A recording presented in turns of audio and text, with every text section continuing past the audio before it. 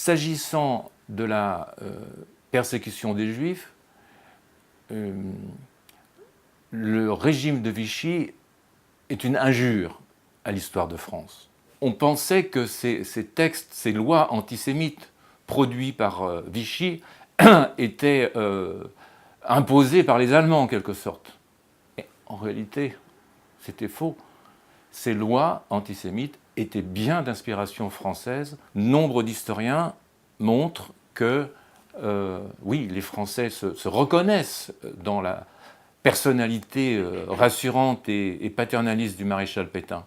Mais en même temps, très vite, ils se montrent critiques envers la politique du régime de Vichy. Et d'ailleurs, on va voir, à partir de 1942, quand vont commencer les déportations de masse des Juifs, que des Français vont aider et protéger ces Juifs qu'on essaye de déporter. D'ailleurs, je ne vois pas comment il aurait été possible que les 3/4 des Juifs aient pu survivre en France si les Français, dans leur ensemble, avaient été hostiles à leur égard. Il est important de distinguer l'antisémitisme des nazis et de Vichy. Ce n'est pas le même. Antisémitisme des nazis de type exterminateur.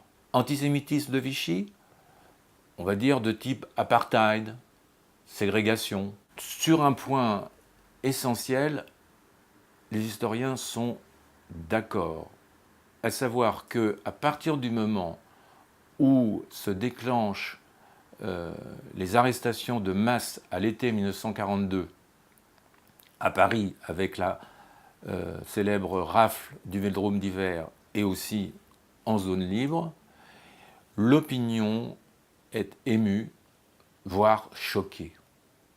Pourquoi ?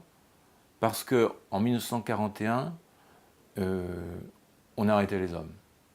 En 1942, on arrête aussi les femmes et les enfants. Et cela est jugé insupportable, d'autant que ce sont des policiers et des gendarmes français qui font ce sale boulot. Mais comme le dit mon ami historien franco-israélien Lucien Lazare, les Français, dans leur ensemble, ni des héros, ni des salauds.